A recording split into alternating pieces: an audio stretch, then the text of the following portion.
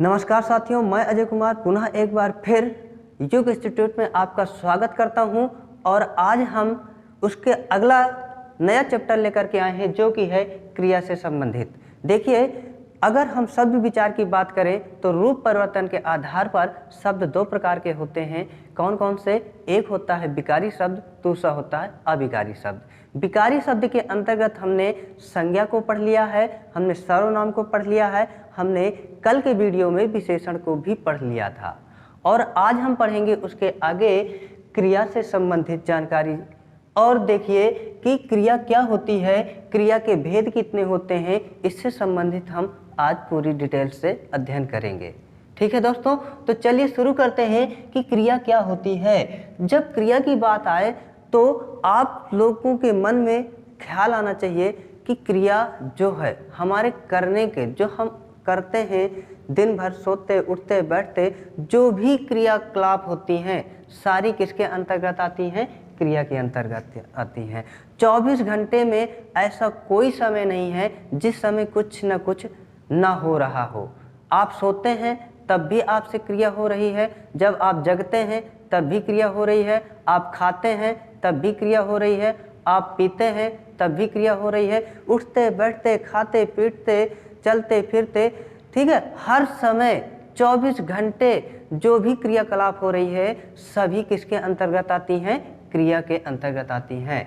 ठीक है, तो अब ये क्रिया जो कि इंग्लिश में वर्ब कहते हैं, इसको हम लाते कहाँ से हैं, इसका निर्माण कैसे हुआ है, तो आप लोग जानिए। हम किसको पढ़ रहे हैं? हिंदी, यानी सामान्य हिंदी पढ़ रहे हैं और हिंदी का उद्भव हमारे किससे माना जाता है? मूल भाषा संस्कृत से।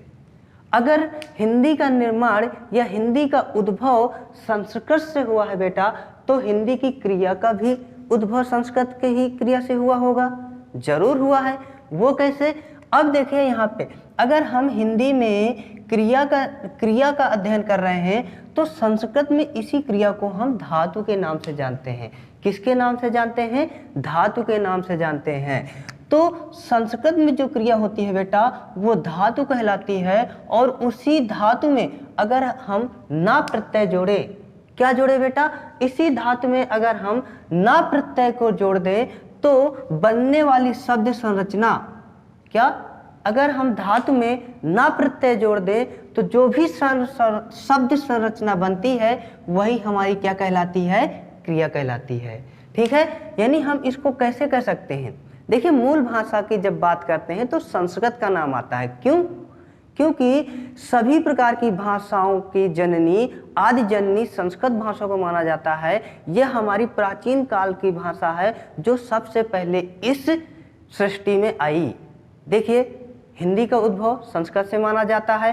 कैसे? सबसे पहले संस्कृत भाषा आई, फिर उसके बाद पाली भाषा आई, पाली भाषा के बाद प्राकृत भाषा आई, अब प्राकृत भाषा के बाद अपभ्रंश भाषा आई और अपभ्रंश के ही सौरसेनी अपभ्रंश से हमारी हिंदी भाषा का उद्भव होता है। देखिए, हिंदी शब्द की उत्पत्ति अलग चीज है, यानी हिंदी शब्द कहाँ से आया, कैसे बना, उसकी उत्पत्ति के बारे में हम अलग से जानेंगे, लेकिन हिंदी के उद्भव के बारे में अगर जाने तो ये अलग चीज है। वो कैसे बेटा?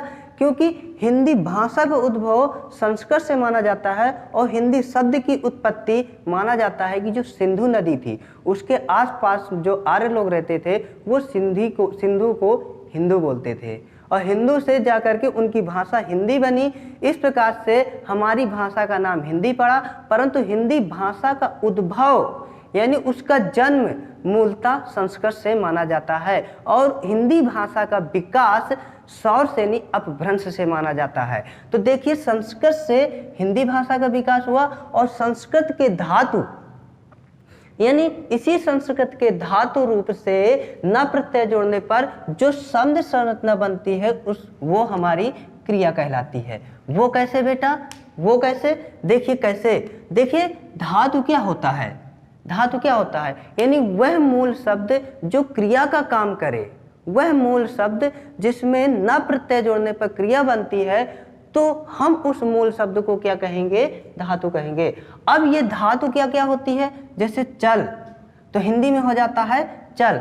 अब इस ये चल धातु में अगर हम ना प्रत्यय जोड़ते हैं तो ये बनता है चलना। और हंस धातु में अगर हम ना प्रत्यय जोड़ते हैं, हंस धातु में अगर हम ना प्रत्यय जोड़ते हैं तो बनता है हंसना। लिख धातु में अगर हम ना प्रत्यय जोड़ते हैं तो बनता है क्या? लिखना। अगर पढ़ धातु में ना प्रत्यय जोड़ने पे बनता है पढ़ना। देखिए पठ संस्कृत की जो शब्द धातु है वो होती है पठ, और हिंदी में हम इसे कहते हैं पढ़। इस पढ़ में हमने क्या जोड़ा? ना प्रत्यय। इस प्रकार से जो शब्द संरचना हुई वो हो गया पढ़ना। और ये चलना, हंसना, लिखना, पढ़ना ये सभी क्या हैं? हिंदी की क्रियाएं हैं। ठीक है, तो इस प्रकार से हम शब्द संरचना के हिसाब से क्या परिभाषा बना सकते हैं, यानी उसके उद्भव के हिसाब से हम क्रिया की किस प्रकार से व्याख्या कर सकते हैं। तो देखिए हम इसकी व्याख्या इस प्रकार से करेंगे कि मूल भाषा संस्कृत के धातु रूप में, गौर से सुनिएगा कि मूल भाषा संस्कृत के धातु रूप में न प्रत्यय जोड़ने से जो शब्द संरचना होती है उसे हम क्या कहते हैं? क्रिया कहते हैं। उसे क्या कहते हैं बेटा? क्रिया कहते हैं। एग्जाम्पल में हमने देख ही लिया कि चल से चलना हो गया, हंस से हंसना हो गया, लिख से लिखना हो गया और पढ़ से पढ़ना हो गया। ये सभी क्या है? हमारी क्रियाएं हैं बेटा। ये सभी क्या हैं? क्रियाएं हैं। ठीक है, अब देखेंगे हम कि अगर इस धातु से क्रिया का निर्माण हुआ है तो ये धातु क्या होती है? बात तो ये भी है ना कि अगर जिससे हमारी हिंदी की क्रिया का उद्भव हुआ है यानी धातु से, तो उस धातु के बारे में भी जानना जरूरी है।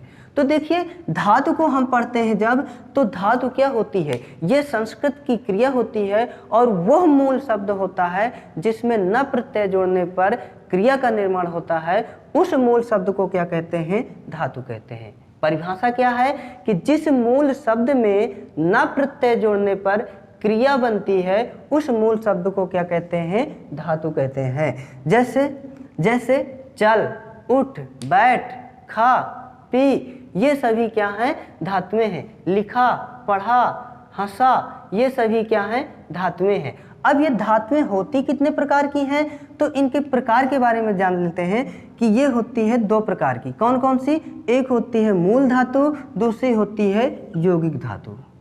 देखिए मूल धातु क्या होती है? तो मूल धातु यानी आपने देखा बेटा, जब भी मूल शब्द लग जाता है या मौलिक शब्द लग जाता है तो वह उस चीज के बारे में इंगित करता है जो पहले थी, यानी उसके पहले कुछ नहीं, वही अंतिम रूप से पहले थी और वही उसी से प्रारंभ हुई है चीजें। तो यहाँ पे वह मूल शब्द यानी मूल धातु का मतलब कि उस धातु को बनाने में किसी अन्य धातु की सहायता नहीं लेनी पड़ती है। जैसे आपने पढ़ा था वर्ण विचार में, क्या पढ़ा था? स्वर और व्यंजन। तो स्वरों को बोलने के लिए हमें अन्य वर्णों की सहायता नहीं लेनी पड़ती है और वह मूल रूप से क्या थी? स्वतंत्र थी। उसी प्रकार से धातु की जो पहली प्रकार है मूल धातु, तो ये अपने आप में स्वतंत्र होती हैं और इनके निर्माण के लिए हमें अन्य धातुओं की जरूरत नहीं पड़ती है। और ये क्या होती है बेटा? यही अपने आप में क्या होती हैं? स्वतंत्र होती हैं। ठीक है, इन्हें शब्द निर्माण के लिए किसी अन्य वर्णों की या अन्य धातुओं की जरूरत नहीं पड़ती है। जैसे हंस, चल, लिख, ये सभी क्या है? मूल धातुएं हैं। इनका निर्माण के लिए या इन धातुओं के निर्माण के लिए हमें अन्य धातुओं की जरूरत नहीं पड़ती है। यही अपने आप में प्रारंभ है। अब इनसे अन्य धातुओं का निर्माण होगा तो उन्हें हम कहेंगे यौगिक धातु। ये धातु का दूसरा प्रकार है, क्या है? यौगिक धातु। ठीक है, अब यौगिक धातुओं के बारे में क्या जानेंगे कि ये स्वतंत्र नहीं होती। क्यों स्वतंत्र नहीं होती हैं? क्योंकि इनके निर्माण के लिए या इनके बोलने के लिए, इनके उच्चारण के लिए हमें किसकी जरूरत पड़ेगी? मूल धातुओं की जरूरत पड़ेगी। अतः यह स्वतंत्र नहीं होती हैं। वे धातुएं जो मूल धातुओं की सहायता से बनाई जाती हैं क्या कहलाएंगी? यौगिक धातुएं कहलाएंगी। ठीक है, यौगिक धातुओं के एग्जाम्पल के बारे में देखें तो हंसा, चला, लिखा। अब देखिए जो हंसा शब्द हुआ है ये हंस से बना हुआ है, यानी मूल धातु हंस से हंसा शब्द जब बना तो ये हो गया यौगिक। चल धातु से चला बना और इसमें किसकी सहायता लेनी पड़ी हमें? मूल धातु की। तो ये हो गया क्या? चला। लिखा, लिख से बना हुआ है, तो ये हो गया क्या? यौगिक धातु। अब दोनों धातुओं में न प्रत्यय जोड़ने से बेटा क्रिया बनती है। जैसे इसमें अगर न प्रत्यय जोड़ोगे तो हंसना, इसमें चल में अगर आप न प्रत्यय जोड़ोगे तो चलना, लिख में अगर आप न प्रत्यय जोड़ोगे तो लिखना। हंसा, अब ये यौगिक धातुएं हैं, तो हंसा में अगर न प्रत्यय जोड़ोगे तो हो जाएगा क्या बेटा? हंसाना। चला में अगर न प्रत्यय जोड़ोगे तो हो जाएगा चलाना। लिखा में अगर न प्रत्यय जोड़ोगे तो हो जाएगा क्या?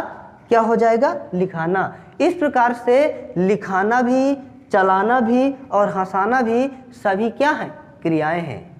ठीक है, तो हमने क्या देखा कि धातु से ही क्रिया का निर्माण हुआ है और इस धातु में न प्रत्यय जोड़ने पर ही क्रिया का निर्माण होता है।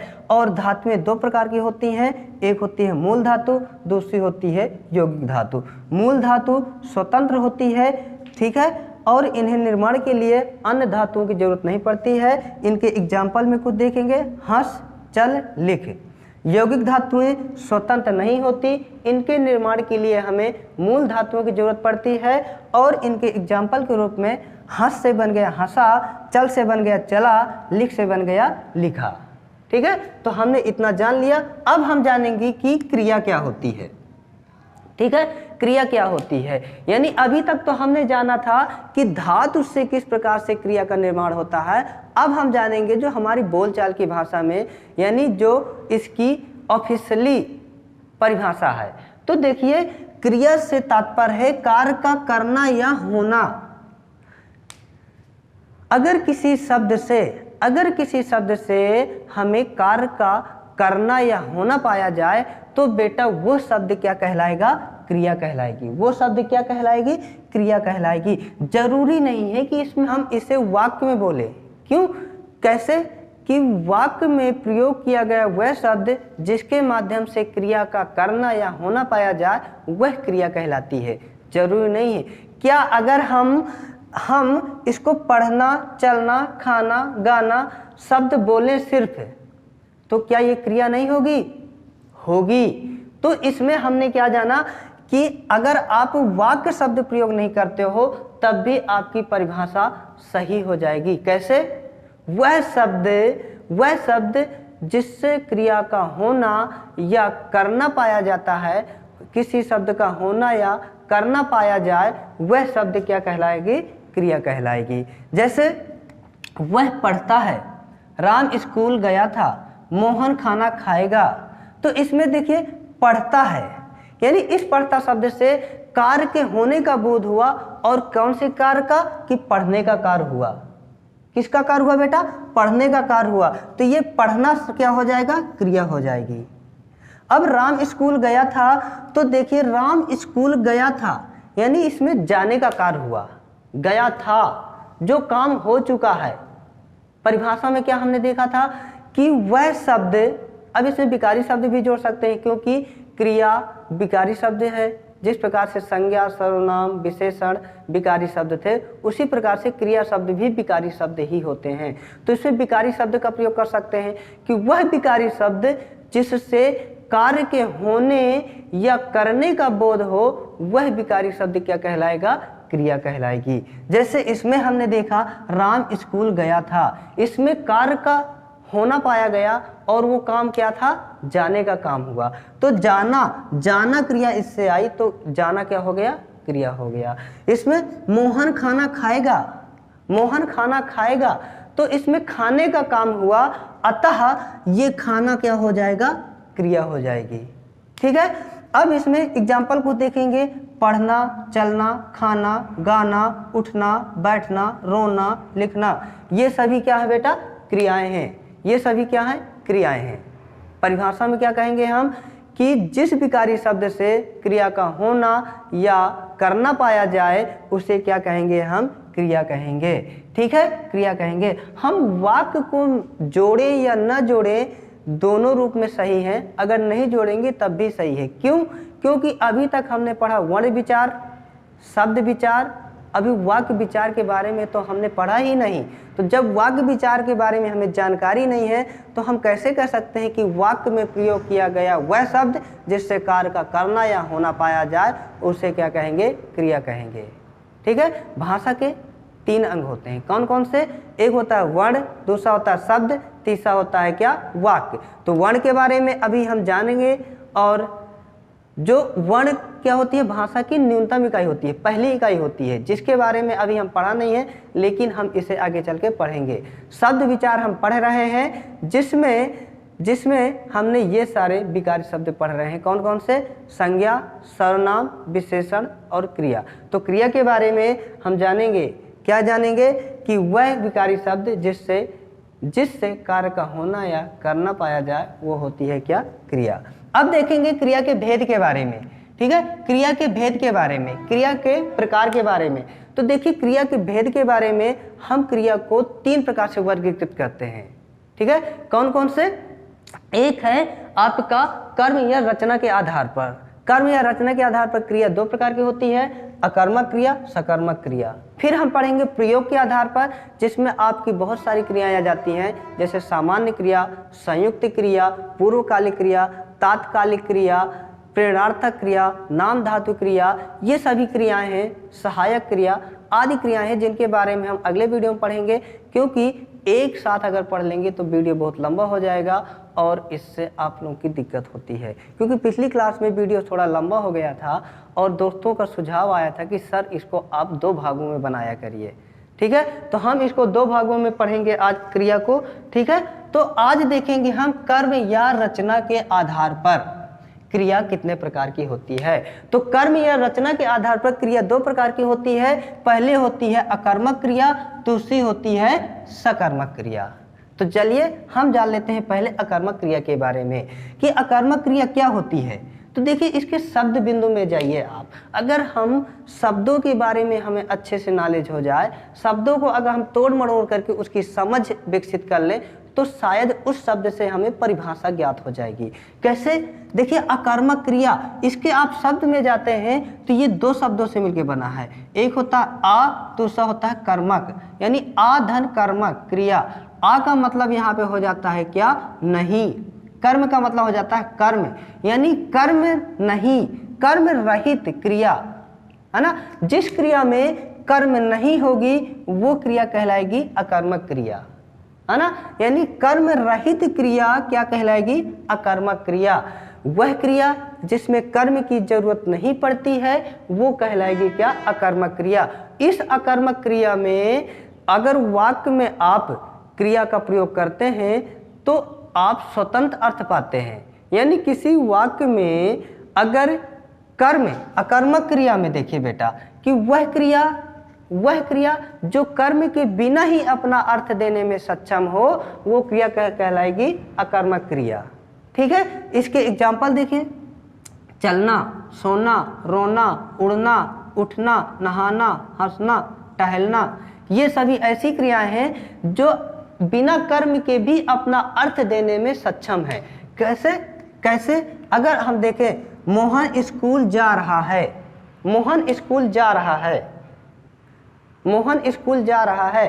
अब इसमें जाना अकर्मक क्रिया है, अगर हम इसमें कर्म नहीं लाएंगे तब भी अपना स्वतंत्र अर्थ देने में ये सक्षम है। अब इसकी पहचान कैसे करेंगे बेटा कि ये अकर्मक क्रिया है कि सकर्मक क्रिया है? तो आप किसका प्रश्न करिए, क्या का प्रश्न करिए। अगर आप क्या का प्रश्न करते हैं, अगर आपको उत्तर मिल जाए तो सकर्मक क्रिया है, अगर आपको उत्तर ना मिले तो वो क्या है, अकर्मक क्रिया है। और अकर्मक क्रिया में जब भी आप क्या का प्रश्न करोगे तो आपको उत्तर नहीं मिलेगा। चलिए देख लेते हैं कैसे। जैसे चलना, क्या चलना, सोना, क्या सोना, रोना, क्या रोना। लेकिन अगर आप यहीं पे अगर सकर्मक क्रिया के बारे में क्या का प्रश्न करेंगे तो आपको या तो काल्पनिक उत्तर मिलेगा या आपको प्रत्यक्ष उत्तर मिलेगा। कैसे बेटा? देखिए सकर्मक, लिखना, क्या लिखना, पत्र लिखना, पढ़ना, क्या पढ़ना, किताब पढ़ना, नोवेल पढ़ना, कहानी पढ़ना। यानी जब भी क्या का अगर प्रश्न उत्तर मिल जाए, क्या प्रश्न का उत्तर मिल जाए तो वहां पे आपका सकर्मक क्रिया हो जाएगा। अगर इस क्या का प्रश्न इसका प्रश्न का उत्तर न मिले तो वहां पे हो जाएगी आपकी अकर्मक क्रिया। ठीक है, तो ये सभी क्रियाएं, चलना, सोना, रोना, उड़ना, उठना, नहाना, हंसना, टहलना, ये सभी क्रियाएं क्या होंगी? अकर्मक क्रिया हो जाएंगी। मोहन स्कूल जा रहा है, तो इसमें जाना क्रिया हो जाएगी अकर्मक क्रिया। अब देखिए जो स्कूल शब्द आया है, क्या जा रहा है? क्या जा रहा है? क्या कोई उत्तर मिल रहा है आपको? नहीं मिल रहा ना। स्कूल जा रहा है, क्या जा रहा है? तो स्कूल जा रहा है, तो ये तो क्या का प्रश्न नहीं हुआ, वो तो स्कूल की ओर जा रहा है या स्कूल को जा रहा है।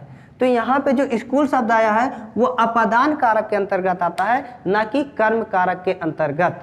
ठीक है, तो यहाँ पे ये अकर्मक क्रिया हो जाएगी जाना। पक्षी उड़ रहे हैं, पक्षी उड़ रहे हैं, क्या उड़ रहे हैं? पक्षी उड़ रहे हैं। लेकिन यहाँ पे जो पक्षी है बेटा, क्या है? पक्षी है, वो कर्ता कारक है। आपने कारक को अगर पढ़ा होगा तो कारक में जो कर्ता कारक, कर्म कारक, तो कर्ता कारक जो होता है वो जिसका क्रिया के साथ सीधा संबंध हो, जो काम, जिसके माध्यम से काम किया जा रहा हो या स्वयं काम करता हो, वो कर्ता कारक के अंतर्गत आता है, ना कि कर्म कारक के अंतर्गत। तो यहाँ पे पक्षी स्वयं काम कर रहे हैं, तो ये करने का काम कर रहे हैं, अतः ये पक्षी कर्ता कारक के अंतर्गत आएगा, ना कि कर्म कारक के अंतर्गत। और जो कर्म कारक के अंतर्गत नहीं आएंगे तो वो कर्म कतई नहीं हो सकते। तो ये पक्षी करता है और ये काम किसका कर रहे हैं? उड़ रहे का। तो उड़ रहे जो हो जाएगा ये हो जाएगा आपका अकर्मक क्रिया। ठीक है, अब हम देखेंगे अगले एग्जाम्पल की ओर। तो वह नहाता है, प्रश्न करिए क्या नहाता है? आपको कोई उत्तर नहीं मिलेगा। ठीक है, जब उत्तर नहीं मिलेगा बेटा तो ये नहाना क्या हो जाएगी? अकर्मक क्रिया हो जाएगी। राम सोएगा, क्या सोएगा? क्या इसके लिए कर्म की जरूरत पड़ेगी? नहीं पड़ेगी। ये बिना कर्म के ही अपना अर्थ प्रकट करने में सक्षम है, अपना अर्थ दे सकता है। अतः ऐसी क्रियाएं जो बिना कर्म के अपना अर्थ देने के लिए सक्षम है, वो सारी क्रियाएं क्या हो जाएंगी? अकर्मक क्रिया हो जाएंगी। तो जाना, उड़ना, नहाना, सोना, ये सभी क्रियाएं क्या हो जाएंगी? अकर्मक क्रिया हो जाएंगी। ठीक है, अब हम देखेंगे सकर्मक क्रिया। ठीक है, तो सकर्मक क्रिया क्या होती है बेटा? यानी इसके शब्द में जाइए, स धन कर्मक क्रिया, स धन कर्मक धन क्रिया, अर्थात स का मतलब हो जाएगा साथ या सहित, कर्मक का मतलब हो जाएगा कर्म, यानी कर्म सहित। अब ये कर्म सहित क्या? कर्म सहित क्रिया, यानी वह क्रिया जो कर्म के साथ प्रयोग की गई है वो क्रिया क्या कहलाएगी? सकर्मक क्रिया कहलाएगी। अब देखिए इसके पहचान के लिए हम फिर से क्या का प्रश्न करेंगे और इस क्या का उत्तर आपको मिलेगा। क्यों? क्योंकि सकर्मक क्रिया है और सकर्मक क्रिया में कर्म का होना अति आवश्यक है। बिना कर्म के इस ऐसे वाक्यों का अर्थ नहीं निकल सकता है। ठीक है, यानी कर्म प्रत्यक्ष रूप से अप्रत्यक्ष रूप से वहां पे सम्मिलित ही होगा, और जब कर्म सम्मिलित होगा किसी वाक्य में या कर्म सहित होगा वह क्रिया, तो वो कहलाएगी क्या? सकर्मक क्रिया। जैसे लिखना, क्या लिखना? हो सकता है पत्र लिखना, हो सकता है कहानी लिखना, हो सकता है गाना लिखना। इस प्रकार से आपका इसको प्रत्यक्ष उत्तर मिलेगा। लिखना, कुछ ना कुछ तो वो लिख ही रहा होगा ना, ऐसा तो है नहीं कि कुछ वो लिख रहा है और कुछ भी ना लिख रहा हो। तो जो चीज यहाँ पे लिख रहा है वो कर्म हो जाएगी, अतः लिखना क्या हो जाएगा? सकर्मक क्रिया। पढ़ना, तो कुछ ना कुछ तो पढ़ रहा होगा ना, कि ऐसे पढ़ रहा है, कहानी पढ़ रहा होगा या वो गीत पढ़ रहा होगा या वो उपन्यास पढ़ रहा होगा या वो पत्र पढ़ रहा होगा। ठीक है, तो इस प्रकार से यहाँ भी कर्म की जरूरत पड़ेगी, खाना में भी कर्म की जरूरत पड़ेगी, क्योंकि खाना तो वो भोजन ही करेगा ना। अगर खाएगा तो या तो फल खाएगा या भोजन खाएगा या केला खाएगा या अमरूद खाएगा या सेब खाएगा या चावल खाएगा, दाल खाएगा, ये कुछ भी वो कुछ ना कुछ तो खाएगा ही। अगर खाने का काम हो रहा है तो उसके साथ कुछ ना कुछ तो कर्म आएगा ही जिसको वो खाएगा। तो खाना भी क्या हो जाएगा? सकर्मक क्रिया हो जाएगी। धोना, देखना, पीना आदि ये सभी क्या है? सकर्मक क्रिया है। इनके साथ कर्म की जरूरत पड़ेगी, बिना कर्म के वो अपना अर्थ देने में सक्षम नहीं है। ठीक है, जैसे राम लिखता है, अब इसमें बेटा कर्म तो आपको प्रत्यक्ष रूप से दिखता नहीं है, कर्म आपको यहाँ पे प्रत्यक्ष रूप से दिखता नहीं है, फिर भी ये सकर्मक क्रिया है। जरूरी नहीं है कि वाक्य में कर्म आने पर ही क्रिया क्या होगी, सकर्मक होगी। कभी कभी तो जरूरी नहीं है कि कर्म प्रत्यक्ष रूप से आने पर ही क्रिया सकर्मक होगी। देखिए कभी कभी हमें खुद सोचना पड़ता है कि उस क्रिया के लिए कर्म की जरूरत पड़ेगी कि नहीं पड़ेगी। ठीक है, अगर कर्म इसमें देखिए क्रिया लिखी हुई है, लिखता है, पढ़ रहा है, खाता है, अगर इनमें बिना कर्म के हमें भाव नहीं मिल पाएगा, पूर्ण रूप से वाक्य का भाव नहीं प्राप्त होगा, तो वह क्रिया क्या होगी, कर्मक होगी। ठीक है, तो यहाँ पे कर्म की जरूरत पड़ेगी ही, अर्थात कर्म होने पर ही वाक्य अपना पूर्ण भाव देगा। तो देखिए यहाँ पे लिखता है, क्या लिखता है, यानी पत्र लिखता है, कुछ भी लिख सकता है, पत्र लिखता है, कहानी लिखता है या कोई कविता लिखता है। यहाँ पे पढ़ रहा है, कुछ भी पढ़ रहा है, वह कविता मान लो कि कहानी पढ़ रहा है या पत्र पढ़ रहा है या कोई उपन्यास पढ़ रहा है। तो यहाँ पे देखिए बेटा कि उसे पढ़ने के लिए कुछ ना कुछ कर्म की जरूरत पड़ेगी ही। ठीक है, तो अतः पढ़ना क्या हो जाएगा, सकर्मक क्रिया हो जाएगा। यहाँ पे मैं खाना खाता हूँ, तो यहाँ पे जो भी खा रहा है वह, तो जिसको खा रहा है वो क्या हो जाएगा, कर्म हो जाएगा। यानी खाने के लिए कर्म की जरूरत पड़ेगी ही पड़ेगी। ठीक है, उसी प्रकार से गाएगा, यानी गाएगा, वो गाना गाएगा, वो संगीत गाएगा, तो बिना कर्म के जो क्रिया अपना पूर्ण भाव न दे पाए तो वो क्या कहलाएगी, सकर्मक क्रिया होगी।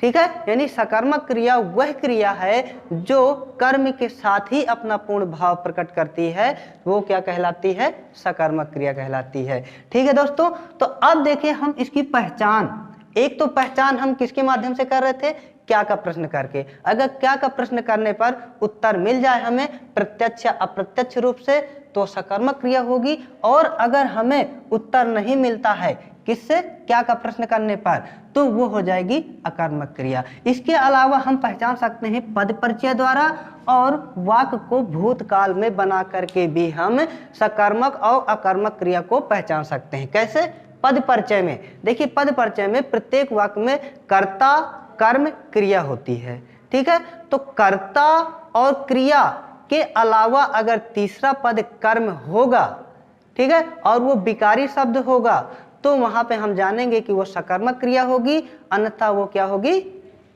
अकर्मक क्रिया होगी। अब देखिए वाक्य को भूतकाल में बना करके, यानी वाक्य को कैसे भूतकाल में, कोई वाक्य दिया है राम गाड़ी चलाता है, ये किसमें दिया है, वर्तमान काल में। अब इसको हम भूतकाल में बनाते हैं, तो भूतकाल में कैसे बनेगा, राम ने गाड़ी चलाई, अर्थात जब हम वाक्य को भूतकाल में बनाएंगे तो कर्ता के बाद ने पर सर आएगा, यानी कारक चिन्ह अगर ने आए तो वहां पे आपका सकर्मक क्रिया होगा, और यदि भूतकाल बनाने पर कर्ता के बाद कोई कारक चिन्ह ना आए तो वो वाक्य हो जाएगा अकर्मक क्रिया का।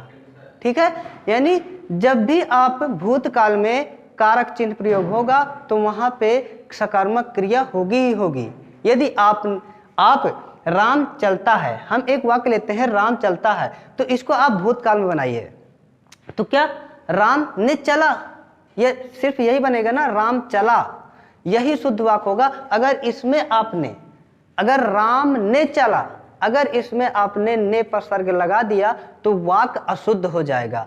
अतः भूतकाल में वाक्य बनाने पर अगर कारक चिन्ह प्रयोग में आ जाए तो वो वाक्य किसमें हो जाएंगे, सकर्मक क्रिया हो जाएगी। यानी यहाँ वहां पे जो क्रिया प्रयोग होगी वो होगी किसकी, सकर्मक क्रिया होगी। इस प्रकार से हमने क्रिया को जान लिया कि क्रिया क्या होती है, क्रिया का उद्भव कहाँ से हुआ है और क्रिया के कितने प्रकार होते हैं। हमने अकर्मक क्रिया के बारे में जान लिया कि बिना कर्म की क्रिया क्या होगी, बिना कर्म की क्रिया क्या होगी, अकर्मक होगी, और कर्म के सहित जो क्रिया होगी वो क्या होगी, सकर्मक होगी। हमने इनको पहचानने के लिए क्या का प्रश्न करते हैं, और यदि उत्तर न मिले तो अकर्मक हो जाएगा, यदि उत्तर मिल जाए तो सकर्मक हो जाएगा। ठीक है, पहचान के लिए हम पद परिचय द्वारा यानी कर्ता कर्म क्रिया आदि को हम पहचान करके कि उनके पद क्या हैं, कौन सा पद कर्ता है, कौन सा पद क्रिया है। अगर उसमें कर्म का पद भी आए तो वहां से भी हम पहचान लेंगे कि सकर्मक क्रिया है कि अकर्मक क्रिया है।